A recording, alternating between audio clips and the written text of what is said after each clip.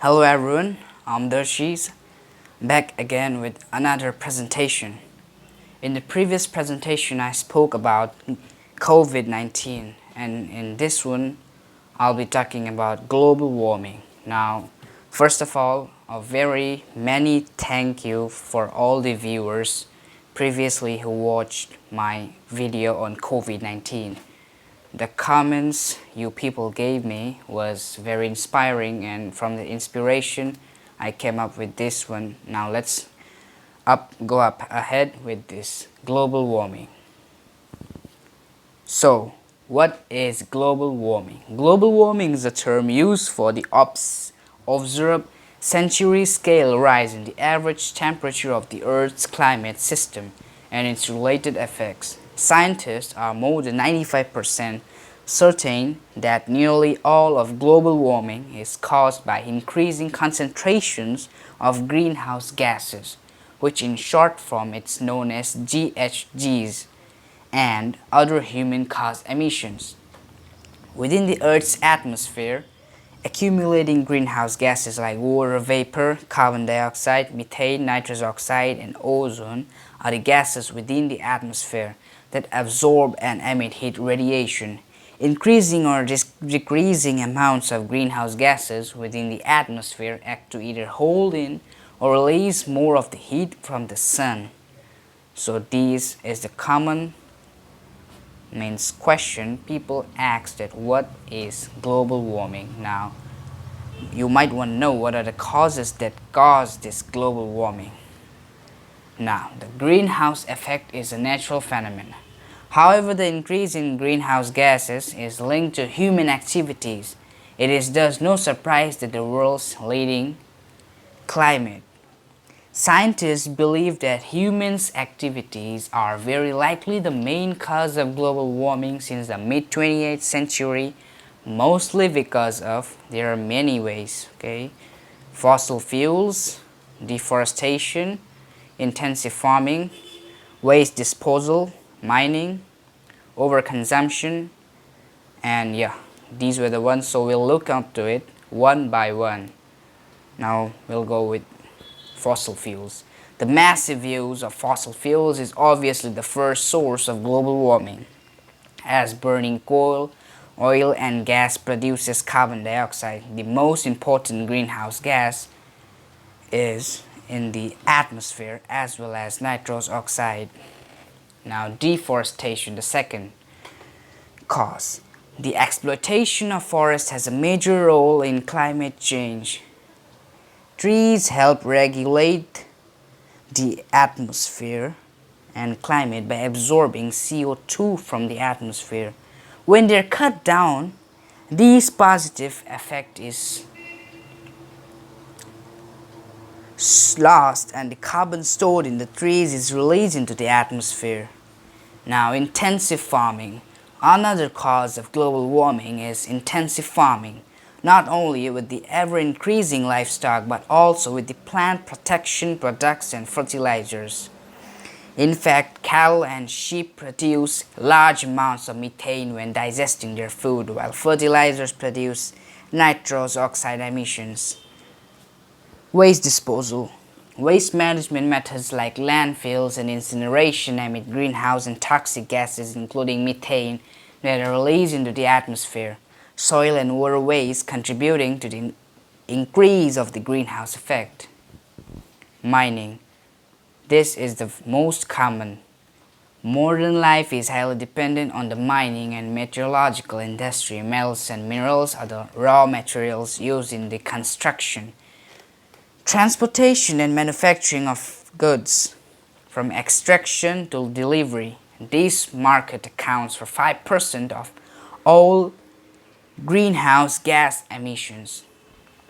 Overconsumption. Finally, overconsumption also plays a major role in climate change. In fact, it is responsible for the overexploitation of natural resources and emissions from international freight transport, which both contribute to global warming. Now, after the causes, what are the effects we get on our nature, on the biodiversity? The increase of temperatures and the climate upheavals disturb the ecosystem, modify the conditions and cycles of plant reproduction. The scarcity of resources and climate change are changing life habits and migratory cycles of animals. We are already witnessing the disappearance of many species, including endemic species, or conversely, the intrusion of invasive species that threaten crops and other animals. Now, what is the effect on oceans? Because of global warming, permafrost and ice are melting massively, at the poles increasing the sea level at a rate never known before. In a century, the increase reached 18 centimeters, including 6 centimeters in the last 20 years. The worst case scenario is a rise of up to 1 meter by 2100. The acidification of the ocean is also of great concern. In fact, the large amount of CO2 captured by the oceans makes them more acidic, arousing serious questions about the adaptability of seashells or coral reefs. On humans. Human beings are not spared by these upheavals. Climate change is affecting the global economy. It is already shaking up social health and geopolitical balances in many parts of the world. The scarcity of resources like food and energy gives rise to new conflicts. Rising sea levels and floods are causing population migration. Small island states are in the front line. The estimated number of climate refugees by 2050 is 250 million people. On the weather, what are the effects on weather?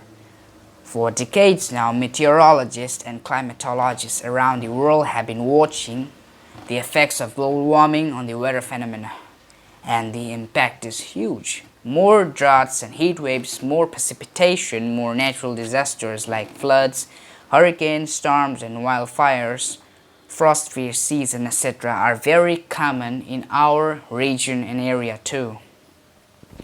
Global warming prevention. Renewable energies. The first way to prevent climate change is to move away from fossil fuels. What are the alternatives?